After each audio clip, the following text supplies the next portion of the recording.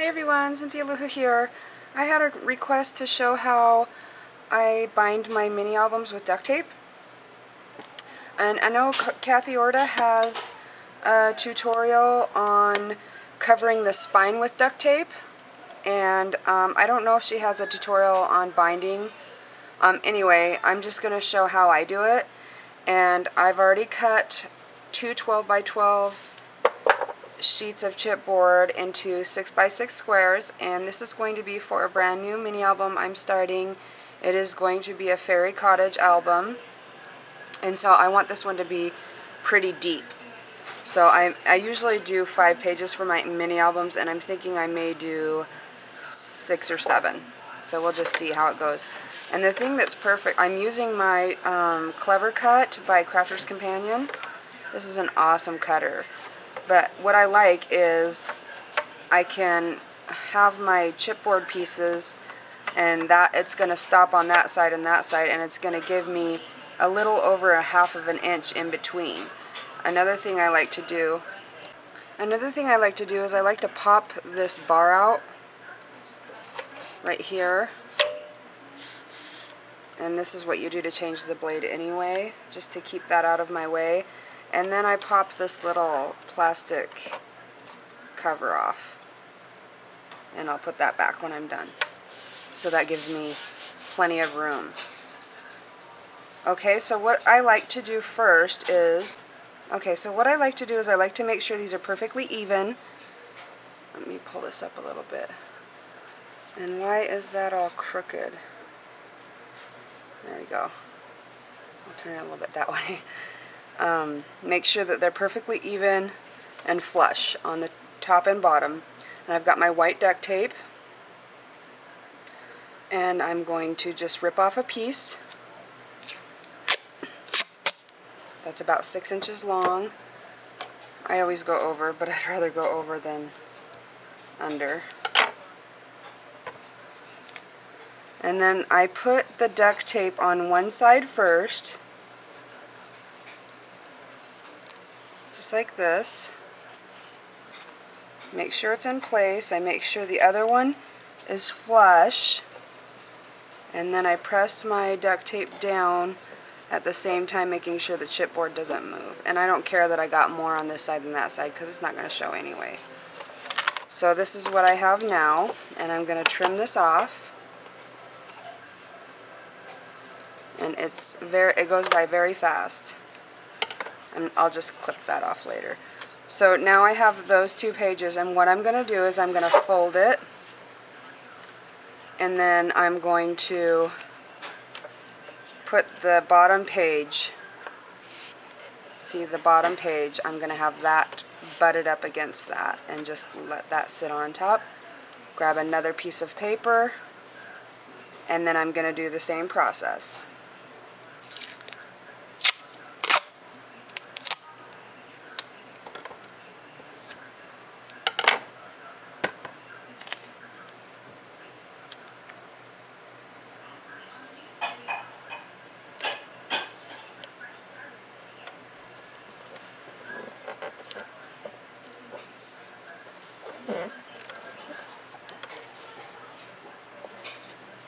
Same thing, next page, and I don't want that to stick to that or that to that, so I'll just go over this with tape real quick, because you want to tape both sides.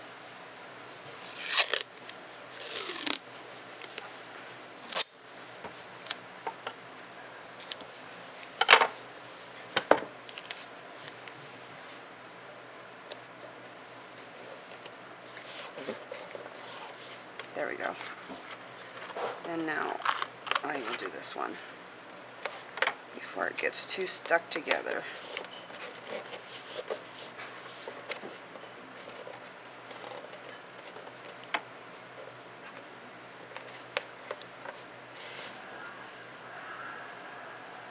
And this is going to give me a little over a half of an inch between each page for embellishments, pop-up books, slide-up pages, you know, whatever I embellish it with.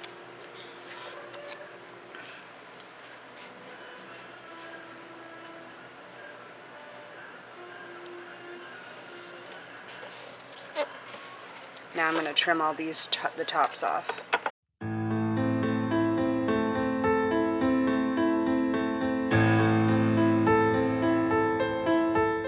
This in the center is what is going to show.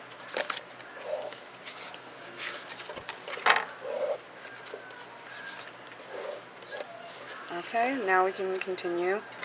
So I've got 1 page, 2 pages, 3 pages.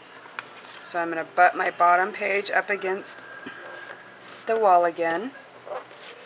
And I'm going to grab my next page and have that ready. Just like that. And there may be an easier way to do it. This is just the easiest way for me.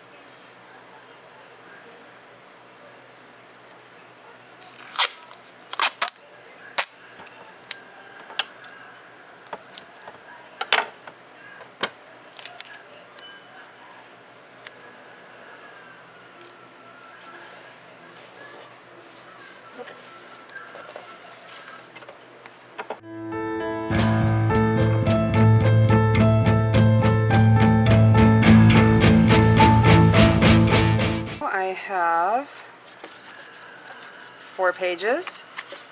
There's the binding. 1, 2, 3, 4. And this will be covered with paper.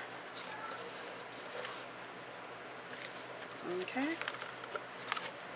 So on to the next page. But the bottom page up to the side.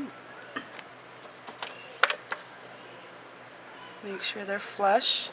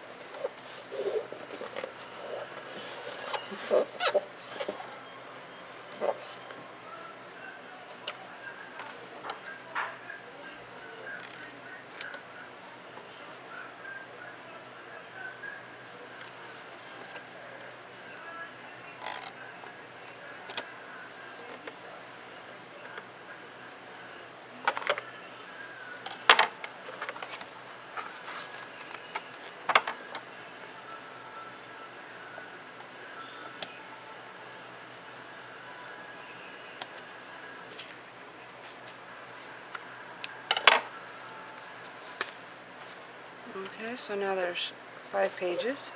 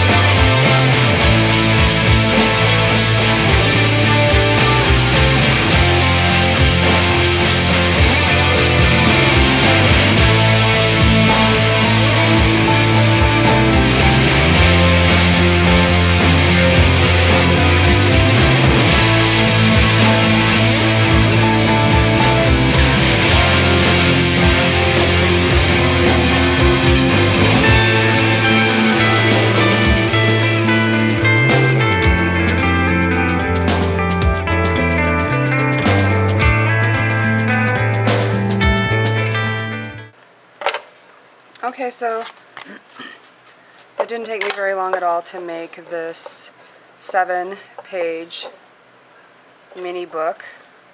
And now all I have to do is start to embellish, do my cover, and if you want to do a real nice looking cover on your spine, you'll want to do that before you start to embellish your cover or cover it with paper or whatnot. You might want to cover it with paper and then put your spine cover, depending on what you do to cover your spine.